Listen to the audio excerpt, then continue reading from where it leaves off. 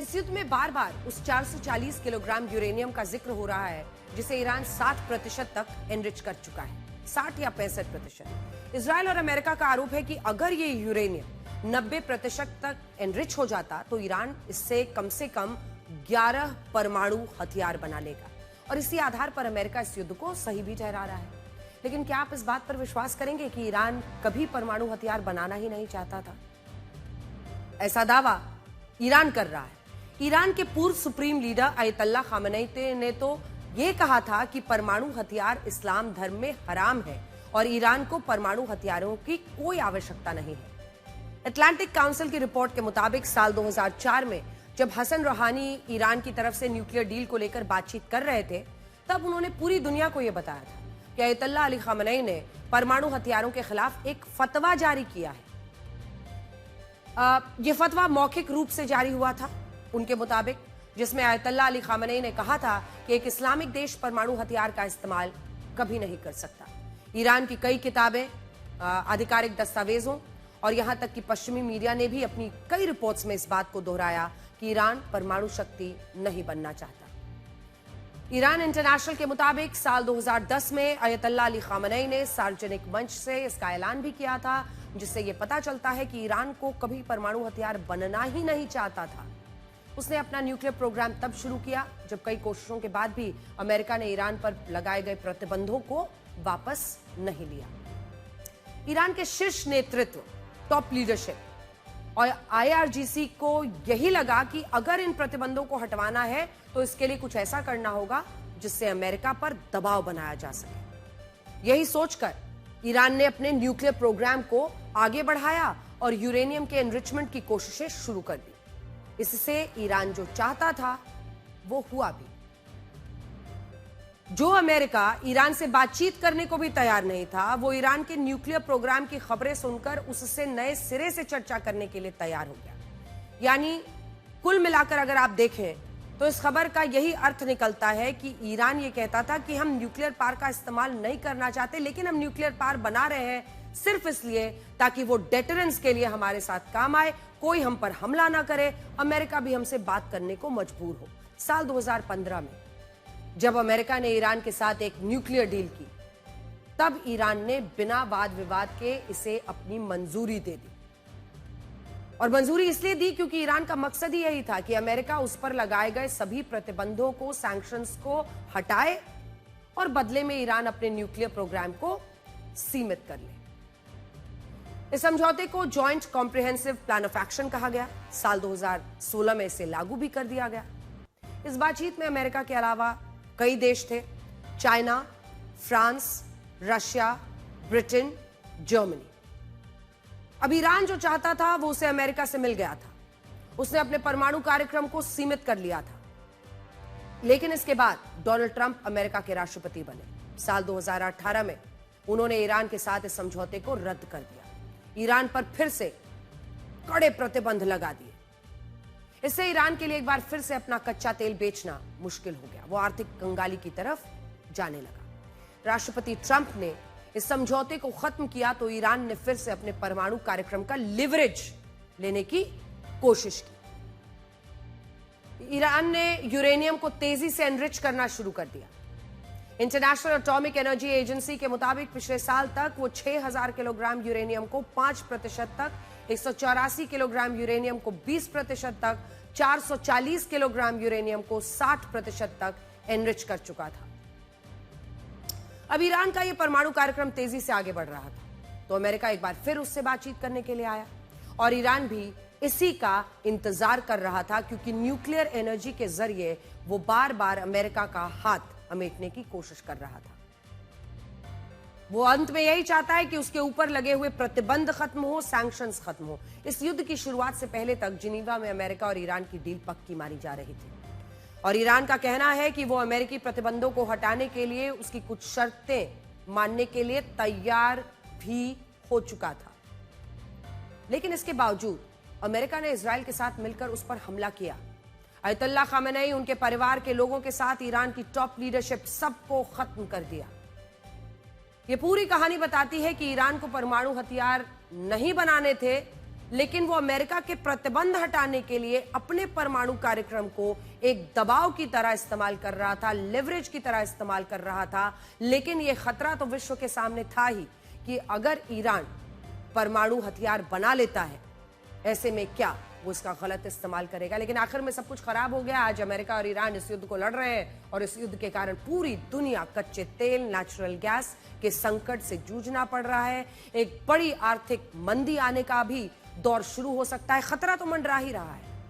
हाल ही में ईरान के supreme leader के प्रतिनिधि अब्दुल मजीद हकीम इलाही ने खुद ये कहा था कि ईरान अब भी परमाणु हथियार को हराम मानता है और उसने कभी ये नहीं चाहा कि ईरान एक परमाणु शक्ति बने। लेकिन अमेरिका ने इसके बावजूद उसके खिलाफ युद्ध छेड़ा, जो ईरान के मुताबिक दुनिया के दोहरे मापदंडों को भी दिखाता है। सुनिए।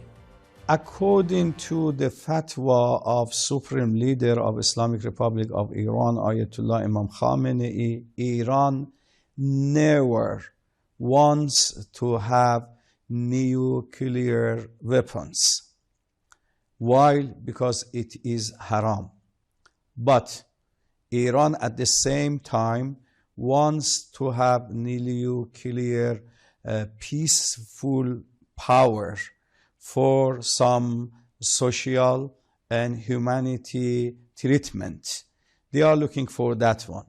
And never they want to have nuclear weapons. But unfortunately, there is double standard. Some international organizations issued a lot of sanction against Iran, and they have a lot of supervision over nuclear weapon power of Iran, but some other countries, they have it, and they use it, and they say nothing towards them. राष्ट्रपति Trump ने पूरी दुनिया पर यह कहते हुए tariff लगाया था कि वो अमेरिका के ट्रेड डेफिसिट यानी व्यापार घाटे को कम करना चाहते हैं। भारत पे ये कह के लगा दिया कि रशिया से तेल खरीद रहे हैं। लेकिन ईरान के साथ अमेरिका का जो ट्रस्ट डेफिसिट यानी विश्वास घाटा है, उसे कम करने के लिए आज तक कोई टैरिफ नहीं बना है। ईरान और अमेरिका के बीच भरोसे की इतनी कमी है कि इन दोनों देशों के बीच युद्ध विराम के लिए कोई भी समझौता होना बहुत मुश्किल है। इसका एक बड़ा कारण इजराइल भी है, क्योंकि ईरान मानता है कि राष्ट्रपति ट्रंप की नीति अमेरिका फर्स्ट की नहीं बल्कि इजराइल फर्स्ट की है। और यह बात अमेरिका में भी बहुत सारे लोग कहने लगे हैं। American Israel public affairs committee के मुताबिक साल 2020 से अब तक राष्ट्रपति ट्रंप को $230 मिलियन यानी भारतीय रुपयों में 2165 करोड़ रुपए का चंदा ऐसे संगठनों, उद्योगपतियों, बिजनेस ग्रुप से मिला है जो यहूदी हैं और जिन्हें इजराइल का समर्थक माना जाता है। इनमें मेटा के CEO Mark Zuckerberg, Open AI के CEO Sam Altman, Apollo Global के CEO Mark Rowan, Blackstone Group के सीईओ स्टीव श्वार्ट्जमैन, मशहूर उद्योगपति बिल एक्मैन, मार्वल एंटरटेनमेंट के पूर्व चेयरमैन आइजैक पर्लमुटर और मशहूर कारोबारी मिरियम एंडरसन, सभी का नाम शामिल। ये सभी उद्योगपति यहूदी हैं और साल 2020 से लेकर 2024 के राष्ट्रपति चुनाव में इनके द्वारा राष्ट्रपति ट्रंप को बोरे भर भर के चंदा दिए गए हैं। और यही बात सिर्फ चंदे की बात नहीं है, इससे आगे बात जाती है। इस युद्ध से पहले जिनीवा में जब अमेरिका और ईरान के बीच न्यूक्लियर डील को लेकर बातचीत चल रही थी, तब अमेरिका की तरफ से जानते हैं कौन बातचीत कर रहा था? इस बातचीत की अध्यक्षता कर रहे थे डोनाल्ड ट्रंप के दामाद जैरेड कुशनर और स्टीव विटकॉफ। ये बात तो सब जानते हैं कि जैरेड कुशनर राष्ट्रपति ट्रंप के दामाद है, लेकिन ये बहुत कम लोग जानते हैं और बहुत कम लोगों को पता है कि जैरेड कुशनर और स्टीव विटकॉफ दोनों यहूदी धर्म को मानते हैं। ईरान आरोप लगाता है कि राष्ट्रपति ट्रंप ने ऐसे दो यहूदियों को उनसे बातचीत करने के लिए भेजा जो इजराइल के ज्यादा सगे हैं। इनमें भी राष्ट्रपति ट्रंप के दामाद जैरेड कुशनर इजराइल के प्रधानमंत्री बेंजामिन नेतन्याहू को अंकल नेतन्याहू कहते हैं। आप द न्यूयॉर्क टाइम्स की इस रिपोर्ट को देखिए, जिसमें यह बताया गया है कि जब जैरेड कुशनर हाई स्कूल में पढ़ते थे, तब एक बार बेंजामिन नेतन्याहू उनके घर पूरे एक दिन तक रुके थे और उस दौर में जैरेड कुशनर के लिए बेंजामिन नेतन्याहू अंकल नेतन्याहू थे।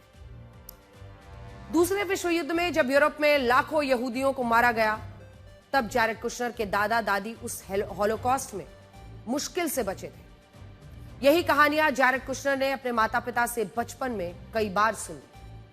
और उनकी पढ़ाई लिखाई एक यहूदी स्कूल में हुई, जहां इजराइल और यहूदी धर्म को एक ही बताया जाता था। जैरेड कुशनर के पिता चार्ल्स कुशनर इजराइल के इतने बड़े समर्थक थे कि उन्होंने इजराइल में कई स्कूलों, अस्पतालों, दूसरे कामों के लिए अच्छा खासा पैसा दिया था, दान दिया था। जब जैरेड कुशनर की शादी राष्ट्रपति ट्रंप की बेटी इवांका ट्रंप से हुई, तब इवांका ट्रंप भी धर्म परिवर्तन करके यहूदी बन गई, और यही वो सारे कारण हैं जिनकी वजह से ईरान राष्ट्रपति ट्रंप पर भरोसा नहीं करता। ईरान कहता है कि राष्ट्रपति ट्रंप अगर बेंजामिन नेतन्याहू को अंकल नेतन्याहू कहने वाले अपने दामाद जैरेड कुशनर को, जो यहूदी हैं, उनको मिडिल ईस्ट में शांति समझौता कराने की जिम्मेदारी सौंपते हैं, तो इससे यही साबित होता है कि उनकी नीति अमेरिका फर्स्ट की नहीं बल्कि इजराइल फर्स्ट की है। और यहां बात सिर्फ जैरेड कुशनर की नहीं है, कहानी आगे जाती है। राष्ट्रपति ट्रंप की टीम में हमने आपको बताया, जैरेड कुशनर हो, उनकी बेटी इवांका ट्रंप हो, या फिर डोनाल्ड ट्रंप की बेटी इवांका ट्रंप हो, स्टीव विटकॉफ हो, सब यहूदी हैं। लेकिन इसी के साथ साथ राष्ट्रपति ट्रंप की टीम में उनके वाणिज्य मंत्री हावर्ड लुटनिक, व्हाइट हाउस के स्टाफ सेक्रेटरी विलियम स्काफ, राष्ट्रपति ट्रंप के इमिग्रेशन एडवाइजर स्टीफन मिलर, राष्ट्रपति ट्रंप के विशेष सलाहकार बोरिस एफस्टेन, एनवायरमेंटल प्रोटेक्शन एजेंसी के प्रशासक जो है ली जेल्डन, इजराइल में अमेरिका के राजदूत रहे डेविड फ्रीडमैन, और राष्ट्रपति ट्रंप का समर्थन करने वाली दक्षिणपंथी नेता लॉरा लूमर भी यहूदी हैं। और यही कारण है कि राष्ट्रपति ट्रंप पर यह आरोप लगते हैं कि उनके फैसलों को इजराइल बहुत प्रभावित करता है।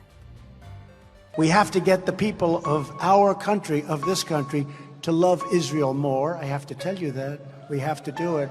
We have to get them to love Israel more, because you have people that are Jewish people that are great people.